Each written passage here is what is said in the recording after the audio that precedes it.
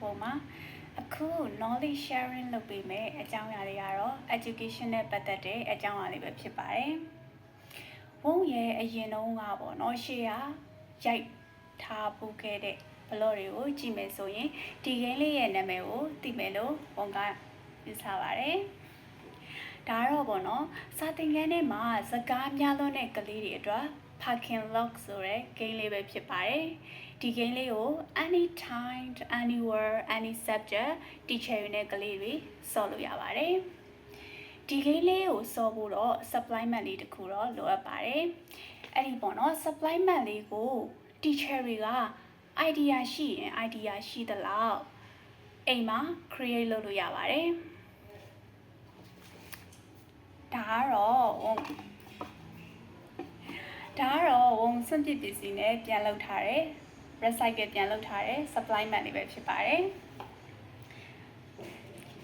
ဒီ supplement လေးကိုအသုံးပြုပြီးတော့ဝုန်းကပေါ့နော်အထူးပြုပြီးတော့သင်ပြသွားမယ်ဘာသာရပ်နှစ်ခုကတော့ mathematics နဲ့အင်္ဂလိပ်ပဲဖြစ်ပါတယ်တကယ်လို့မှပေါ့နော်ဝုန်းအခုလောက်ပြသွားတဲ့ parking lot game လေးကိုမကြိုက်ဘူးဆိုရင်ပေါ့နော်မကြိုက်ဘူးဆိုရင်အဲ့ဒီ game နဲ့နီးကျူတဲ့ supplement တွေပေါ့နော်ဖန်တီးပြီးတော့ဆော့လို့ရပါတယ်အဲ့ဒီ supplement တွေကိုကြတော့ဘယ်ကနေရှာလို့ရမလဲဆိုတော့ Google ရှိမယ် YouTube ရှိမယ်နောက်တစ်ခုကတော့ Pinterest ပေါ့နော်အဲ့ဒီ၃ခုကနေပြီးတော့အဲ့ဒီ website ၃ခုကနေပြီးတော့ရှာပြီးတော့ supplement တွေ teacher တွေပေါ့နော်အိမ်မှာ idea ရှိရင် idea ရှိသလောက်ဖန်တီးကြပါလို့ဘုံကဒီနေရာနေပြီးတော့အကြံပေးချင်ပါတယ်ဘုံတို့ပေါ့နော်ဒီ game လေးကိုစော့မယ်ဆိုရင်ဖွင့်ပြလာမယ် teacher တွေနဲ့ကလေးတွေကြားမှာဖွင့်ပြလာမယ် development ပေါ့နော်ဖွင့်ပြလာမယ် area က10ခုရှိပါတယ်အဲ့ဒီ10ခုကိုပေါ့နော်နောက်ကြမှာဘလော့အသစ်နဲ့ပေါ့နော် details ပေါ့နော်ပြန်ပြီးတော့ရှင်းပြပေးပါမယ်အတူကောက်အနေနဲ့ပြောပြရမယ်ဆိုရင် PC US EM CC ပဲဖြစ်ပါတယ်10ခုပါ P physical C communicated U understanding S social E emotional M moral C createdနောက်ဆုံးစီကတော့ caring for self ပဲဖြစ်ပါတယ်နောက်ကြမှာဝုံကအခုပြောပြသွားတဲ့ဖွင့်ပြလာမယ် area ရှိခုကို details ပေါ့နော်အသေးစိတ်နောက် blog တစ်ခုနဲ့ sharing လုပ်ပေးပါအောင်မယ်ဒါဆိုရင်ဝုံဒီကိန်းလေးကိုပြပြပါတော့မယ် teacher တွေပေါ့နော်ဘာသာရပ်တစ်ခုသင်ပြီးတိုင်းမှာဒီကိန်းလေးတွေစော့လို့ရပါတယ်တကယ်လို့ပေါ့နော်အတန်းထဲမှာကလေးတွေကအယောက်90လောက်ရှိရဆိုရင်9ယောက်တစ်ဖွဲ့စီထိုင်ခိုင်းပေါ့နော်ထိုင်ခိုင်းပြီးတော့ကလေးတွေကိုဒီနေ့အင်္ဂလိပ်စာသင်တာအင်္ဂလိပ်စာဘာသာရပ်ဆိုရင်ဝုံဥပမာပြပြပေးမယ်နော်အင်္ဂလိပ်ဆိုရင်ဝုံကဒါကို color အနေနဲ့ပဲသင်လိုက်တော့မယ် color ဆိုရင်တော့ white ပေါ့နော်အင်္ဂလိပ်အနေနဲ့ဒါမဲ့ mathematics အနေနဲ့ဆိုရင်ဒါတော့ triangle ဖြစ်ပါတယ်ဒါက color အနေနဲ့ဆိုရင် pink mathematics အနေနဲ့ဆိုရင် square On the other hand, we say triangle. The last one, the color is red. ဒါကိုလည်း triangle လို့ပဲခေါ်ပါတယ်ကျွန်တော်တို့က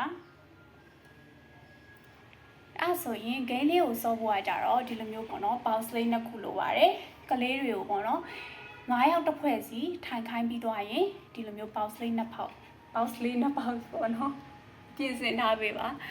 တခါလေးကြာရင်ဝုံပေါ့နော်စကားအမားလေးတွေပါသွားရဆိုရင်တီးခံပြီးတော့နားထောင်ပေးပါဝုံကအခုမှ education နဲ့ပတ်သက်တဲ့ knowledge sharing တွေပြန်ပြီးတော့လာလုပ်ပေးရဖြစ်တဲ့အတွက်နည်းနည်းလေး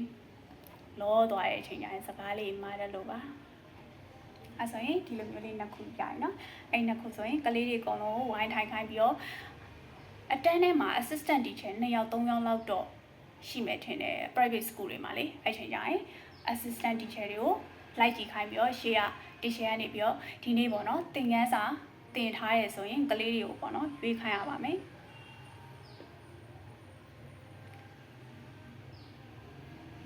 This one put in the another box white triangle like this pin square put in the other brows like this အဲ့လိုမျိုးပေါ့နော်ကလေးလေးတွေနဲ့ question and answer မေးခွန်းလေးမေးပြီးတော့အမေးဖြေလေးလုပ်ပြီးတော့ဆော်မယ်ဆိုရင်ဒါကတော့ပေါ့နော်ဘာသာရပ်တစ်ခုပြီးသွားတိုင်းမှာဆော်ရမယ် parking lot game လေးပဲဖြစ်ပါတယ် answer and question ပေါ့နော်မေးပါများလားဘာသာရပ်တစ်ခုပြီးတိုင်းမေးပါများလားတဲ့အချိန်မှာကလေးတွေရဲ့ memory ထဲမှာပေါ့နော်ဒီဥစ္စာကိုဒါကပါရောင်ဒါပါရောင်ဆိုပြီးတော့ထပ်ပြီးတော့တင်ပြပေးစရာမလိုတော့ဘူးပေါ့နော်ဒီတိုင်းဆိုရင်ကလေးလေးရဲ့အုံနောက်ထဲမှာလည်းမှတ်မိသွားပါလိမ့်မယ်ဒီလိုမျိုး pause လေးနဲ့ပေါ့နော်ဒါကကြတော့ကလေးလေးတွေအတွက် parking lot ပေါ့နော် game လေးပဲဖြစ်ပါတယ်နောက်တစ်ခုကအတန်းကြီးတွေအတွက်ပုံက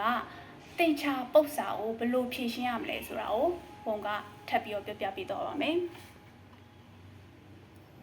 ဒါဆိုရင်ပေါ့နော် triangle လေးပေါ့နော်ဝန်ဆိုရင်အငယ်တုန်းကဆိုရင်ဒီ triangle လေးတွေ့ရင်ကြောင်သွားရတာဘလို့အဖြေရှာမလဲမသိဘူးအဖြေရှာကြည့်ရင်ဒီလိုမျိုးလေးနှစ်ခေါက်ချိုးလိုက်ပါဒီလိုမျိုးလေးပေါ့နော်နှစ်ခေါက်ချိုးလိုက်တဲ့အချိန်မှာကျွန်တော်တို့ဒီမျက်နှာချင်းဆိုင်တောင်းကိုရှာခြင်းနေဆိုရင်ဒီအတွင်းမှာရှိတဲ့တောင်းအားလုံးပေါင်းခြင်းကိုဒီတောင်းမှန်လေးကိုနှုတ်လိုက်ရပြီပေါ့နော်တောင်းမှန်ကပြောရမယ်ဆိုရင်90 degree ရှိပါတယ်အတွင်းအားလုံးတောင်းပေါင်းခြင်းကကြတော့180 degree ရှိပါတယ်ဒါဆိုရင်ကျွန်တော်တို့ကြံတဲ့လိုချင်တဲ့တောင်းကိုရှာလို့ရပါတယ်ဝန်ဥပမာအနေနဲ့ပြပြမယ်ဆိုရင်ဒါဆိုရင်တောင်း A ဒါဆိုရင်တောင်း B ဒါဆိုရင်တောင်း C ပေါ့နော်ဒါဆိုရင် AB BC CA ဒီနှစ်နားတိရုံနဲ့ကျွန်တော်တို့ဒီမျက်နှာချင်းဆိုင်တောင်းကိုရှာလို့ရပါပြီအတွင်းတောင်းပေါင်းခြင်းတွေကနေပြီးတော့ဒီ90 degree လေးကိုနှုတ်လိုက်မယ်ဆိုရင်တင်ချပုတ်စာတွေဖြည့်ရှင်းနိုင်ပါလိမ့်မယ်အားလုံးကိုကျေးဇူးတင်ပါတယ်ဒါကတော့ education နဲ့ပတ်သက်တဲ့ knowledge sharing လေးပဲဖြစ်ပါတယ်နောက်ဘလော့တွေမှာဝန်တို့ပြန်တွေ့ကြပါအောင်မယ်bye bye catch you later guys